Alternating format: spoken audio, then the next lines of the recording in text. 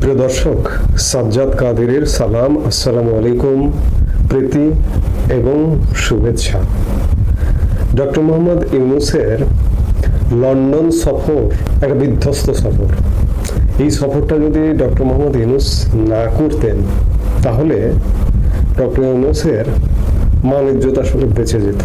কিন্তু এই সফরের পরতে পরতে ডক্টর ইউনূসের আসলে মানহানি হচ্ছে। আমি আজকে এই মুহূর্তে নতুন একটা ঘটনা নিয়ে আপনাদের সামনে কথা বলতে এসেছি। সেটি হচ্ছে যে ব্রিটিশ প্রধানমন্ত্রীকে ইউরোপীয় নাগরিক সমাজও ডক্টর ইউনূসের বিরুদ্ধে একটা চিঠি দিয়েছেন। সেই প্রসঙ্গটি নিয়ে কথা বলবো। আপনারা ইতিমধ্যেই জানেন যে ডক্টর মোহাম্মদ ইউনূস লন্ডন সফরে নানা রকম বাধা বিপত্তির মুখে পড়েছেন। সর্বশেষ জানেন যে প্রধানমন্ত্রী কিয়ার স্টারমার ডক্টর মোহাম্মদ ইউনূসের সাথে দেখা করতে বা সাক্ষাৎ করতে অস্বীকৃতি জানিয়েছেন। এটি প্রধান উপদেষ্টা ডক্টর মোহাম্মদ ইউনূস নিজেই এক সাক্ষাৎকারে বলেছেন এবং সেই সাক্ষাৎকারের বলাটি আজকে ব্রিটিশ গণমাধ্যম ফিনান্সিয়াল টাইমসে এসছে।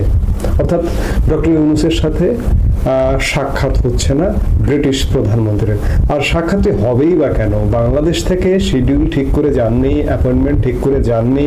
হঠাৎ করে মগের মূল্যক এক দেশের লোক এলেন, এক দেশের সরকার প্রধান এলেন, আর আমি সাক্ষাৎ দিয়ে দিলাম। ব্রিটিশ প্রধানমন্ত্রী কি তেমনটা ভাবেন? যদি ডক্টর মোহাম্মদ ইউনূস সেটি ভুল ভাবনা ভেবেছিলেন। ডক্টর মোহাম্মদ ইউনূসের সাথে ব্রিটিশ প্রধানমন্ত্রীর সাক্ষাৎ না হওয়ার অনেকগুলো কারণ সামনে চলে এলো দেখছি। এর মধ্যে অন্যতম একটি প্রধান কারণ আপনারা ইতিমধ্যেই জেনে গেছেন যে এটি বহুল চর্চিত একটি কারণ। সেটি হচ্ছে প্রধানমন্ত্রী কিয়ার স্টারমারের দল লেবার পার্টির একজন প্রভাবশালী সদস্য টিউলিপ সিদ্দিক চিঠি দিয়েছিলেন ডক্টর মোহাম্মদ ইউনূসকে তিনি সফরে যাবার আগেই। কিন্তু সেই চিঠি নিয়ে নানা নাটক করলেন ডক্টর মোহাম্মদ ইউনূসের পরিষদ বা ইউনূসের পক্ষ থেকে বলা হলো যে এই চিঠি পাওয়া যায়নি। লন্ডনে গিয়ে আবার বলছেন যে হ্যাঁ, আমরা চিঠিটা পেয়েছি, কিন্তু এই চিঠির জবাবটা কিভাবে দেওয়া হবে সাংবাদিকরা যখন জিজ্ঞেস করে, তখন ইউনূসের প্রেস সচিব বলেছেন যে এটা আইনি প্রক্রিয়ায় জবাব দেওয়া হবে। দেখুন, টিউলিপ সিদ্দিক একজন ব্রিটিশ রাজনীতির উজ্জ্বল মুখ, প্রভাবশালী মুখ। তাকে বাংলাদেশ সরকার, ইউনূসের সরকার নানাভাবে হেনস্থা করেছে। অথচ ব্রিটেনেও কিন্তু টিউলিপ সিদ্দিকের বিরুদ্ধে অভিযোগ ওঠার পরে তদন্ত হয়েছে। তদন্তে কোনো অভিযোগ প্রমাণিত হয়নি, যার কারণে ব্রিটিশ সরকার তাকে খালাস দিয়েছে। আর তৃতীয় বিশ্বের তৃতীয় শ্রেণীর দেশ বাংলাদেশের দুদক, বাংলাদেশের আইন শৃঙ্খলা বাহিনী টিউলিপ সিদ্দিকের বিরুদ্ধে লেগে আছে। এটি নিঃসন্দেহে টিউলিপ সিদ্দিকের জন্য প্রেস্টিজিয়াস ম্যাটার, ব্রিটিশ রাজনীতির জন্য প্রেস্টিজিয়াস ম্যাটার, ব্রিটিশ প্রধানমন্ত্রীর জন্য প্রেস্টিজিয়াস ম্যাটার। তার দলমেট, রানিং মেট, তাদের সঙ্গে এই আচরণ করেছে বাংলাদেশ সরকার। তাহলে সেই বাংলাদেশ সরকারের একজন প্রধানের সঙ্গে কেন দেখা করবে প্রধানমন্ত্রী স্যার কিয়ার স্টারমার?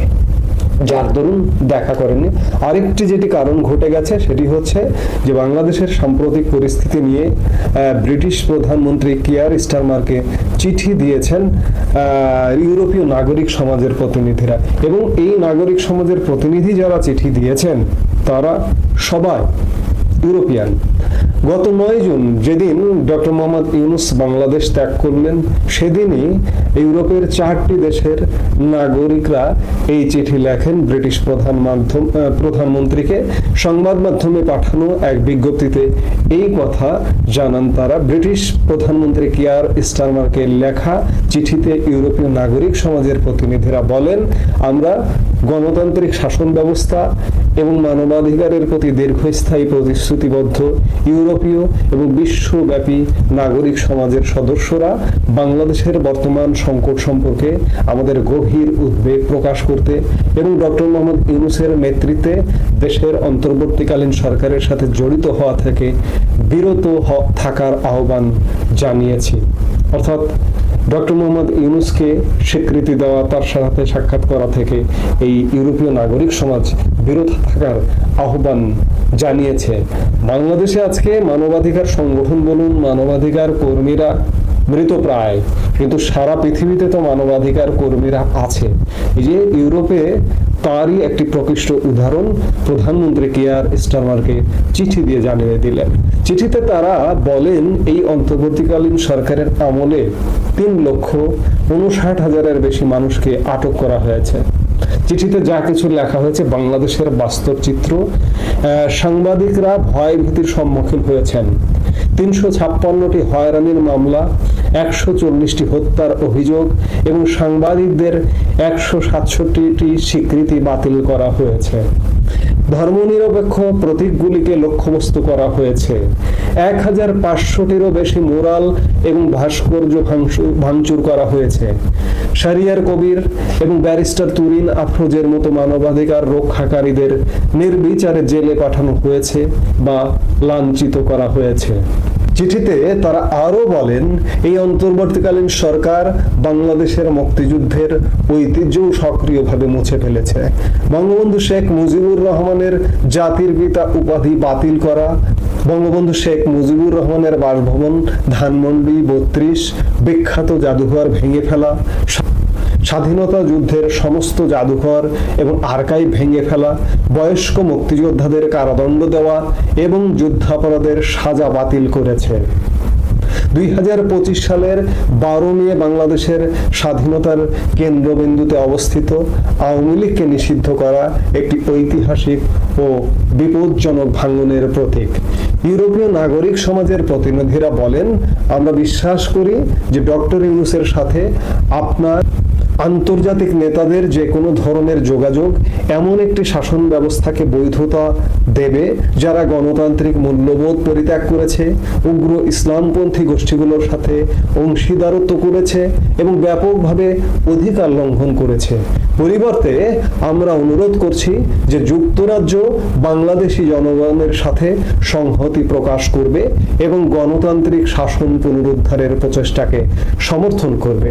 তারা আরো বলেন, আমরা যুক্তরাজ্য সরকারকে অনুরোধ করছি যে তারা যেন এই শাসন ব্যবস্থার সাথে যে কোনো কূটনৈতিক সম্পর্ক ত্যাগ করে, কারণ এই শাসন ব্যবস্থা আমাদের ভাগ করা গণতান্ত্রিক মূল্যবোধ এবং নীতির তীব্র বিরোধিতা করে।